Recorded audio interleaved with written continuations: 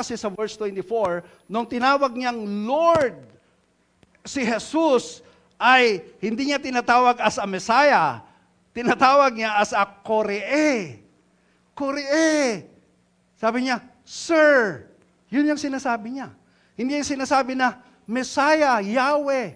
Hindi. Hindi niya kilala na si Jesus Christ ay God. Just only Sir. But the thing is, look at verse 23. Okay, basahin natin sabay-sabay verse 23. If you can, said Jesus, everything is possible for one who believes. Titignan niyo maigi yung verse 23. Meron pong dalawang two parts. Number one, redirected question. Redirective question. You can, di ba, niredirect niya? Then number two, a statement of love. Paano yung statement of love? Everything is possible for one who believe. That is a statement of love. Okay, unahin natin yung redirective question. Okay, yun yung first part. If you can, this shows that Father's faith was imperfect and his trust was weak. Yung kanyang faith, di ba? He did not fully understand Jesus' identity kasi nga hindi niya kilala eh. Si Jesus Christ, siya pala yung Messiah, siya pala yung God. Akala niya, sir lang, akala niya prophet. Si Jesus Christ ay nire-redirect niya. Kailangan kilalanin mo ako. Sa buhay natin, sometimes ganun. Pag mayroon tayong problema, iniiwanan natin yung problema natin. Humihingi tayo ng solusyon sa ibang tao. Bakit? Dahil hindi natin kilala kung sino talaga si Jesus Christ over our problem. Just like this tatay. Itong tatay na ito, kailangan kilalanin natin yung atin pong Panginoon. Amen? Amen. So, niredirect niya. Now, yung pangalawa is a statement of love. Everything is possible for one who believes. This is a statement of love, mga kapatid. Okay? Bakit?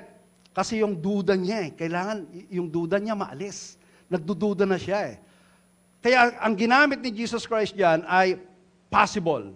Anong ibig sabihin ng possible? Dynamite. Okay? Yung dynamite is to be able or to have power. Mayroon kang power or kaya mo. Ayan. Kaya mo lahat. Kapag yung tao ay mayroong pananampalataya sa Diyos. Kumusta ang iyong pananampalataya, mga kapatid? Kumusta ang iyong pananampalataya? Okay. I-check natin yung pananampalataya natin. How many times a week na kayo ay nagbabasa ng Bible?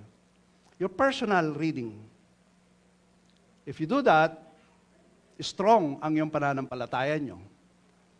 Pero kung hindi, nandun pa rin yung idols nyo sa mga gusto nyo sa buhay, like money, work, etc. We're not talking about that, or not questioning about your work or money, kasi kailangan natin yan. But, nandito tayo sa mundo, mayroon tayong purpose. At one of our purpose is to read His Word. Kasi kung hindi natin babasahin yung kanyang salita, yung doubt ay laging papasok sa atin pong puso. Maisip at mahihirapan yung atin pong buhay. Kaya sabi niya, everything is possible. Kaya. Okay? Dynamite. Kaya. Able, have power. Kaya. Basta lang, meron tayong pananampalataya sa ating pong Panginoon. Amen?